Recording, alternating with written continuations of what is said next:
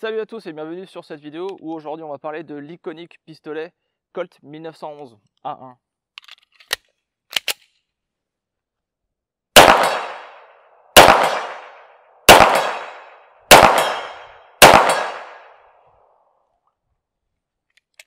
Juste avant de continuer la vidéo, sachez que le Colt 1911 que j'aurai dans cette vidéo et qui m'aidera à illustrer mes propos est neutralisé. Il s'agit d'une ancienne neutralisation, donc on pourra quand même regarder un petit peu en détail l'arme. Cette arme m'a été généreusement prêtée par l'armurerie Maillet à Dinan.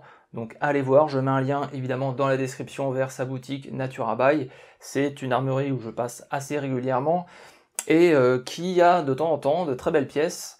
Donc il faut être un petit peu au taquet sur sa boutique et aller voir, ça vaut vraiment le coup.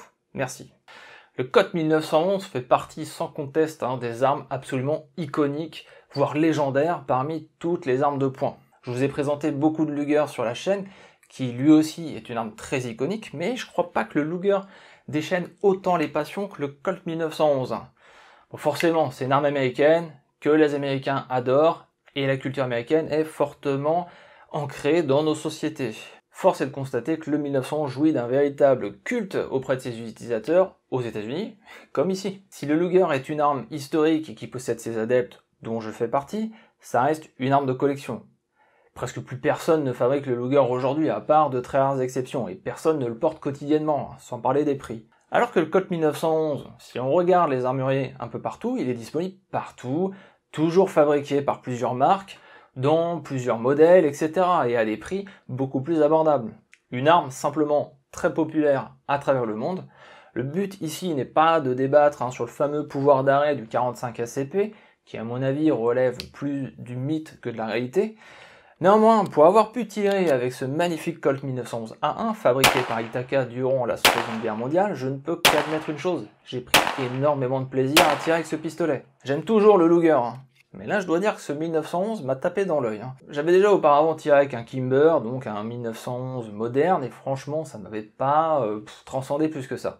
Là je sais pas si c'est le côté historique qui prend le pas, mais l'arme était vraiment plaisante au tir, très agréable. Plutôt confortable. J'ai qu'une envie maintenant, c'est d'en avoir un. Bon, je vous rassure, je vais rester objectif sur le 1911, mais je comprends l'engouement de sa communauté. Ok, le 1911, c'est une arme dépassée aujourd'hui et qui a fait son temps, mais qui reste un pistolet tout à fait agréable à utiliser au stand et qui a une gueule reconnaissable entre mille. Alors pour parler un petit peu de ce 1911 A1, et bien déjà dans cette vidéo je n'ai pas envie de vous faire tout le développement du 1911 et ce qui a conduit John Moses Browning à sa conception. J'aborderai cela quand j'aurai l'occasion de mettre la main sur un 1911 de la Première Guerre mondiale. Mais si vous voulez voir une des armes précédentes de JMB, allez voir ma vidéo sur le Browning 1903, qui possède des faux airs de 1911. Donc le A1 c'est quoi? C'est simplement un Colt 1911 qui a été amélioré en 1924. L'histoire est assez simple, le 1911 a été utilisé intensivement durant la Première Guerre mondiale, et de retour d'expérience du terrain ont permis à Colt d'apporter quelques améliorations. Ces améliorations permettent d'ailleurs, en un seul coup d'œil, de différencier un Colt 1911, donc pré-1924, d'un Colt 1911 A1. Outre bien évidemment les numéros de série et les marquages, on le voit sur la photo, la détente est raccourcie. La longueur de la pédale de sécurité a été rallongée pour éviter les morsures du chien. Le bas de la poignée a été arrondi pour une meilleure ergonomie. Le guidon est plus épais et le chien a été raccourci. Les plaquets de bois avec losange disparaissent aussi pour un modèle simple en plastique. Pour le reste, le pistolet reste identique avec une capacité de 7 cartouches, plus une dans la chambre. Mais bon, il tire le 45 ACP quoi. 7 cartouches, c'est largement suffisant tellement c'est puissant. Bon désolé, je m'étais pourtant promis de ne pas faire de blagues sur le 45 ACP. C'est juste qu'en lisant un des bouquins sur l'histoire du 1911, écrit par un Américain, il n'arrête pas de vanter à chacune des pages la puissance incroyable du 45 ACP. Alors, d'une manière assez simple, comment ce Colt 1911 fonctionne? C'est comme n'importe quel pistolet semi-automatique. Je pense que Colt a quand même amené aussi certaines bases dans l'utilisation des armes des poings. On a donc un bouton pousseur avec un chargeur amovible de 7 cartouches. On peut mettre une cartouche en plus dans la chambre. Il y a évidemment un arrêtoir de chargeur, enfin de fin de chargeur au moment du dernier tir. On peut donc, il suffirait de remettre un nouveau chargeur, on peut relâcher ici, ou alors ramener la culasse en arrière, et ça rechambre immédiatement une cartouche.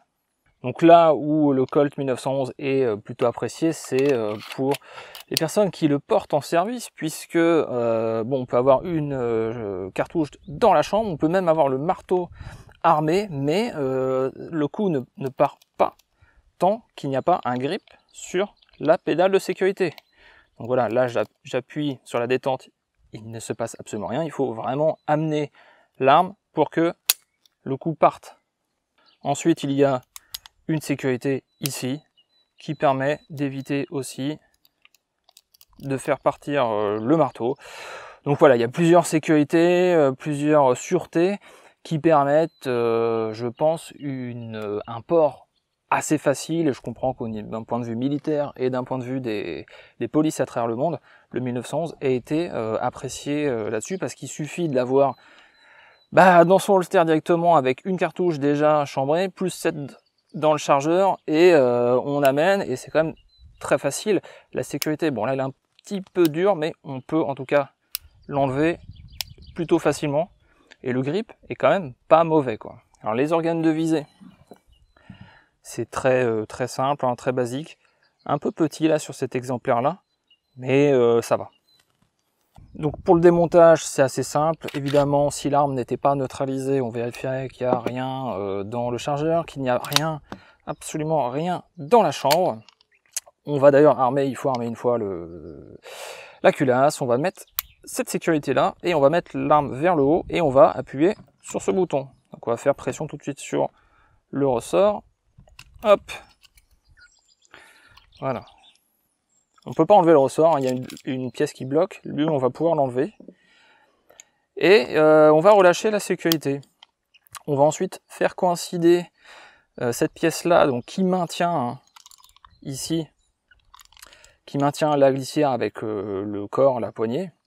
Et il faut, donc là ici on a l'encoche de l'arrêtoir de fin de chargeur, et il y a cette toute petite encoche-là qui va nous être utile.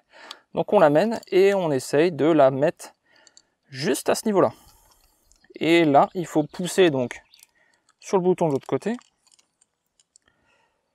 Et on pousse hein, simplement, et on voit que ça passe tout juste. Donc il y a cette petite ergot là qu'il faut faire passer dans cette petite encoche là, tout simplement. Et là, on va pouvoir enlever la culasse. Ici, il n'y a rien de plus à démonter. On va pouvoir enlever le ressort. Et le canon ne s'enlève pas par ici directement, on peut pas, hein. C'est par devant. Alors pour devant, d'ailleurs, il y a le bouchon là qu'il faut enlever. Hop, simplement un petit quart de tour dans l'autre sens, et le canon, s'il veut bien, parce qu'il était pris dans son encoche ici, hein. Et voilà, on a un 1911 de démonter, avec un joli trou dans le canon, hein, qui vous montre bien la neutralisation de l'arme. Et voilà.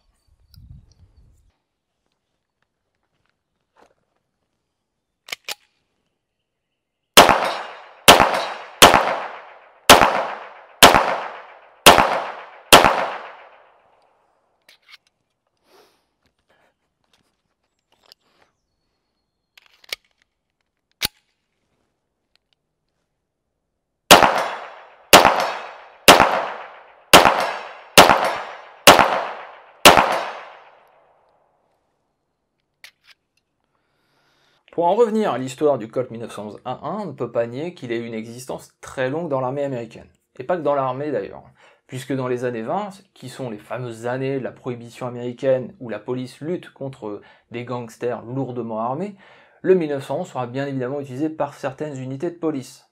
Et deux choses, Colt proposera un nouveau calibre 38 Super Auto qui devait permettre de traverser plus facilement les carrosseries des voitures, mais aussi les vestes pare-balles que certains gangsters portaient. Et bien évidemment, le Colt 1911 fut aussi largement utilisé par ces mêmes gangsters. Hollywood a fortement façonné l'image du gangster américain de la prohibition avec un Colt 45 et une Thompson. Ils n'avaient pas tous un 1911, hein, mais certains oui. D'ailleurs, Al Capone, hein, le plus célèbre d'entre eux, avait un Colt 1911, qui s'est d'ailleurs vendu en 2021 pour la modeste somme de 1,04 million de dollars. Pour l'armée américaine, le Colt 1911-A1 reste donc l'arme de poing principale. Le Smith & Wesson et Colt 1917 en 45 ACP ne disparaissent pas pour autant, mais le 1911 est vraiment apprécié des combattants. La production du 1911 se calme dans les années 20 et 30. Ça a beau être les États-Unis, eux aussi subissent une crise économique sans précédent. Et de plus, il n'y a pas d'urgence à maintenir une grosse production de pistolets automatiques. D'ailleurs, ils en profitent pour uniformiser la production en 1936 entre Remington, Colt et Springfield, car visiblement les pièces détachées n'étaient pas forcément compatibles entre les différents fabricants.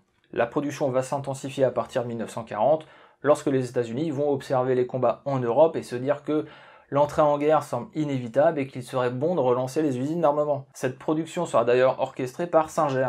Oui, Singer en anglais, si vous préférez, mais admettez que la marque est suffisamment implantée en France pour que je la prononce à la française. Actuellement, 1000 francs de remise sur votre Singer. Bref, Singer donc, qui était un fabricant de machines à coudre et non à en découdre, mit en place un plan d'industrialisation en masse du Colt 1911 et le proposa aux différentes manufactures afin que tout le monde soit sur le même process. Singer fabriquera seulement 500 pistolets avant de transférer ses machines chez un autre fabricant. Ce qui fait que les Colt 1911 A1 Singer sont de véritables pièces de collection, très recherchées sur le marché.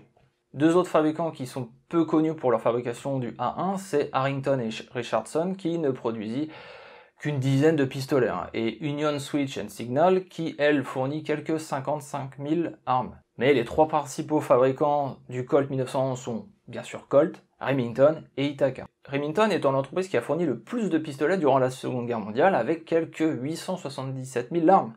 Quant à Colt, si la quantité de pistolets livrés est plus faible, on peut noter qu'il fabriquait en plus les mitrailleuses M1917, Browning M2 et les BAR 1918. Ce qui montre quand même une capacité de production impressionnante. Comme je vous le disais au début de la vidéo, le pistolet que j'ai eu le plaisir d'essayer est un Ithaca.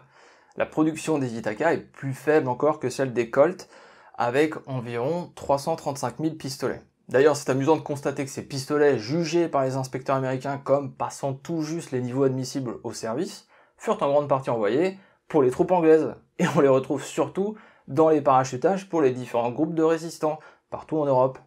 Bah oui, ils n'allaient quand même pas envoyer les beaux Colt ou les beaux Remington. C'est d'ailleurs le cas de ce pistolet Ithaca qui est issu d'un véritable parachutage pour la résistance française. Ce qui est aussi drôle, c'est que maintenant les collectionneurs américains recherchent les Ithaca, car finalement, eux, aux États-Unis, en ont peu. Alors je peux pas vraiment comparer la qualité de fabrication entre ce Remington et l'Ithaca avec lequel j'ai tiré, mais l'Ithaca ne m'a pas semblé souffrir d'un quelconque manque de soin dans sa fabrication. D'ailleurs, la finition du 1911 A1 est bien une finition parkérisée. Les 500 pistolets de Singer, initialement la production, seront eux bronzés, comme celui-là.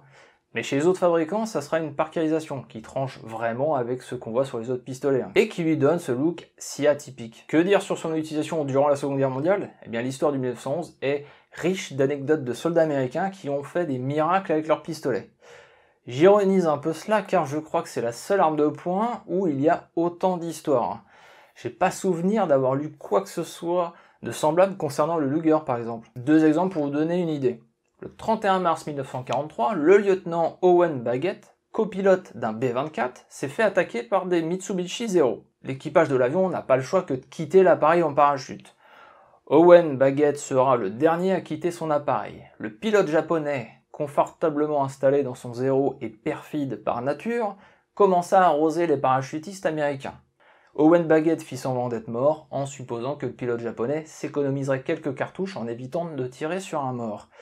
Et lorsque le Zéro passa à proximité de lui, il prit son Colt 1911 A1 et tira 4 cartouches sur l'avion japonais. Et vous savez quoi? Bah il l'a battu. Il paraîtrait qu'il aurait mis une balle dans la tête du pilote japonais. Je sais pas par quel miracle. Autre histoire, le 20 décembre 1944, en Belgique, le caporal Henry Warner manipulait un canon de 57 mm contre des panzers allemands. Il était sous le feu de l'ennemi et réussit quand même à détruire seul les 2 premiers chars. Mais quand arriva le 3e, à moins de 5 mètres de lui, ni une ni deux, il sauta sur le bord de son trou et sortit son Colt 1911, qu'il utilisa contre le commandant du char qui était en haut de la tourelle et le tua, forçant ainsi le char à faire demi-tour. Pour ce haut fait d'armes, il recevra la Medal of Honor, Rien que ça. Alors oui, ça semble assez incroyable de pouvoir abattre un avion ou de repousser un Panzer avec un Colt 1911, hein, mais ce genre d'histoire fourmille ici et là sur le net. Je pourrais encore en citer une dizaine. Mais c'est pour vous montrer aussi le côté légendaire qu'il se dégage dans ce pistolet. Quand les nombreux vétérans retourneront au pays après-guerre et commenceront à raconter leurs histoires, quand la presse racontera aussi ses exploits, cela fera naître dans la conscience des tireurs américains que le Colt 1911 est le pistolet ultime et ne fera que confirmer les nombreux récits qui avaient déjà été transmis lors de la Première Guerre mondiale. 2 guerres mondiales plus tard, la réputation du Colt 1911 n'était plus à faire. Attention, je dis pas que toutes ces histoires sont vraies ou fausses et que le Colt 1911 est le meilleur pistolet de la Seconde Guerre mondiale, mais c'est clair qu'il s'est fabriqué une légende à travers ces 2 conflits. Et pas que chez les Américains, puisque ce pistolet se retrouvera un peu partout dans les groupes de résistance à travers l'Europe. On peut pas nier que pour un résistant avoir un Colt 1911, ça reste quand même une arme de choix. Le 1911 sera aussi très utilisé par les commandos britanniques, augmentant aussi son prestige. Et c'est ainsi que le 1911 fut de nouveau utilisé durant la guerre de Corée en 1950. C'est sans surprise car durant ce conflit on retrouve globalement le même type d'armement léger que durant la Seconde Guerre mondiale, hein, avec les M1 Garand, les USM1 ou M2, les Grisgun et compagnie. Le 1911-1 continuera à être l'arme de poing principale aussi durant la guerre du Vietnam, et ce, bien évidemment, jusqu'à la fin. Son usage est surtout à noter pour les soldats qui avaient comme périlleuse mission d'aller dans les tunnels creusés par les Nord-Vietnamiens. Ces soldats américains sont nommés les rats des tunnels et ne sont équipés que du minimum, soit parfois un pistolet, un couteau et une lampe de poche. Alors je dis parfois un pistolet car le truc c'est que le Colt 1911, mine de rien, tirer avec dans un tunnel, ça devait rendre sourd. Tant et si bien que certains djihadistes fabriqueront des silencieux pour leur Colt, tandis que d'autres préféreront des revolvers, a priori moins bruyants. Le pistolet sera aussi beaucoup utilisé aux toilettes. Ouais, il est arrivé plus d'une fois qu'un Vietcong se cache dans les latrines, enfin sous les latrines, et tire sur le soldat américain par en dessous, venu effectuer un besoin naturel. L'usage par la suite fut de toujours aller chier avec un Colt 1911. Bon alors j'ai pas autant d'histoires ou d'anecdotes à vous raconter durant la guerre de Corée ou du Vietnam. Il y a eu quelques exploits, oui, mais pas au point d'abattre un MiG ou un T-59 chinois. 1985, c'est l'année du changement.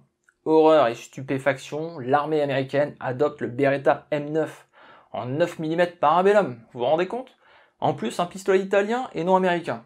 Blague à part, il y aura à la fin des années 70 différentes versions du 1911 qui seront des versions upgradées si on peut dire, afin d'équiper par exemple les Delta Force en 1977. A noter aussi la version MESOC pour les unités de reconnaissance des Marines à partir de 1985. Oui, alors que l'armée adoptait le Beretta, eux adoptaient une version améliorée du 1911. D'ailleurs, il y a le MESOC, mais aussi le MARSOC. Ouais, l'armée, ses acronymes. Fabriqué par Kimber. Et puis le FBI et le SWAT aussi auront dès 1911 pour leurs équipes de récupération d'otages. Et là, on parle quand même de l'année 2003. En plus, il s'agit d'armes faites sur mesure, de très haute qualité, mais dont les pièces ne sont pas interchangeables. Alors bien sûr, entre un Colt 1911 A1 qui aura quand même fait la Seconde Guerre mondiale, la Corée et le Vietnam, et un 1911 fabriqué par Springfield Armory pour la Delta Force, il y a d'énormes différences. Mais tout de même, ça reste quand même un 1911. Et visiblement, certaines unités aujourd'hui ne sont pas prêtes de le lâcher, alors que l'armée américaine a déjà lâché les Beretta pour passer au SIG M17. J'ai quand même du mal à me dire que si certaines unités d'intervention restent avec le 1945 ACP, c'est uniquement par fierté, par patriotisme, ou parce que l'arme est légendaire. Peut-être que ces unités très entraînées sont simplement capables de maîtriser le 45 ACP et au besoin de neutraliser précisément une cible. Comme le faisait par exemple le GIGN avec un MR73 qui chambrait le 357 Magnum. Je vous laisse réfléchir là-dessus. Voilà, la vidéo touche à sa fin sur ce pistolet Colt 1911. Comme d'habitude, n'hésitez pas à liker, à partager, à commenter la vidéo, ça aide au référencement. Merci d'avoir regardé jusqu'au bout et à la prochaine.